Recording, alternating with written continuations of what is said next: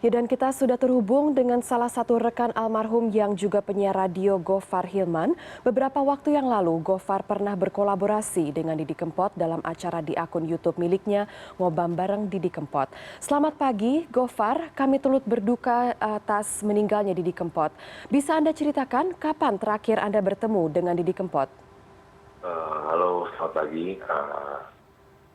Terakhir bertemu itu di acara sebuah stasiun TV dan beberapa waktu lalu tuh beliau sedang ke Jakarta dan pengen bertemu juga, cuman karena ada pekerjaan kami akhirnya tidak jadi ketemu. Tapi terakhir tuh ketemu sudah lama sebenarnya ketika acara TV. Baik, lalu bagaimana menurut Anda seorang Didi Kempot? Seperti apa sih Didi Kempot di mata Anda? Beliau tuh salah satu orang terhumble yang pernah saya temui ya. Jadi saya ingat banget ya ketika saya datang ke Solo gitu kan, untuk membuat acara off air dengan beliau gitu kan.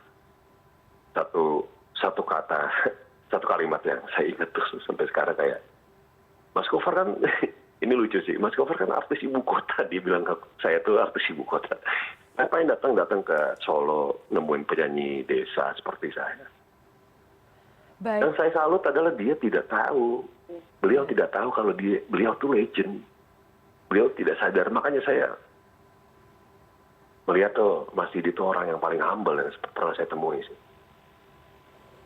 Ya, sungguh sosok yang luar biasa dan sangat humble, Mas Gofar ya. Lalu sebelum ini apakah Anda pernah tahu almarhum menderita sakit? Nah itu nggak tahu karena gini. Setiap ketemu saya gitu atau berinteraksi dengan via telepon kayak, dia tuh nggak apa-apa. Dia salah satu orang yang tidak pernah mengeluh. Meskipun banyak jok manggung, dia tidak pernah mengeluh bahwa ini capek, lagi capek. Enggak, dia cuma minta teh hangat doang gitu. Saya nggak pernah melihat dia mengeluh soal capek sih. Dari nada bicaranya tetap semangat, sama kayak tetap ketemu anak sendiri gitu. Kayak teman akrab gitu. Jadi nggak pernah melihat dia capek. Baik, lalu Mas Gofar, apa sih pengalaman-pengalaman menarik yang Anda alami dengan almarhum ketika berkolaborasi dengan almarhum? Itu tadi ketika saya ke Solo kan bulan Juni tahun 2019 gitu kan. Beliau nanya, kenapa Mas Gofar datang ke saya? Mas, nggak tahu kenapa ini bisa jadi tahun Mas. Saya melihat ada fenomena sad boy, sad girls gitu kan. Mas bisa ada revivalnya gitu. Mas udah legend banget. Dan Mas sudah terkenal, sangat terkenal gitu. Saya tuh cuma pengen senang-senang aja sih Mas gitu. Ke Mas Didi gitu bikin acara. Bahwa kita tuh, ingat banget ya, pertama tuh kita bikin kayak di tempat kecil, kita tidak mengharapkan apa-apa. Paling 100 orang yang datang, ternyata itu yang datang 1.500. Dan itu sampai ke parkiran penuh dan keluar jalan. Kayak, wah ini tahun Mas Didi sih. Fix. Terus, beliau bilang kayak, pas ketemu suatu hari gitu kan, beliau bercerita sama saya, Mas, tahu nggak, sebelum acara sampean gitu kan, fee saya manggung berapa? 25 juta, sekarang tuh sudah ratusan katanya. Wah, rezeki Mas, Pade. Aku bilang gitu. Dan dia kalau ketemu saya tuh selalu mengucapkan terima kasih. Oh enggak Mas, sama sekali enggak. Saya tuh apa sih? Tanpa adanya saya datang ke masjid itu memang udah saatnya.